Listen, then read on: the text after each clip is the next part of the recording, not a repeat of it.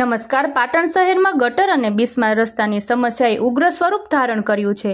નિર્મલનગર સહિત અનેક વિસ્તારોના રહીશોએ તાત્કાલિક ઉકેલ નહીં આવે તો નગરપાલિકા સામે ધરણા કરવાની ચીમકી ઉચ્ચારી છે.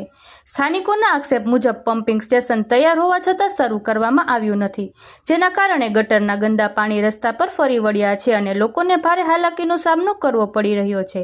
મહિલા અગ્રણી રાજપૂત ભારતીબા લાલસિંહની આગેવાનીમાં રહીશોએ ચીફ ઓફિસરને રજૂઆત કરી કોન્ક્રીટ રોડ અને પમ્પિંગ સ્ટેશન તાત્કાલિક શરૂ કરવાની માંગ કરી છે. જોકે પ્રશ્નનો તાત્કાલિક ઉકેલ નહીં આવે તો આવતીકાલથી ઉગ્ર ધરણાની ચેતવણી આપવામાં આવી છે. વધુ સમાચાર માટે જોડાયેલા રહો. RP Gujarat news, Rajkot.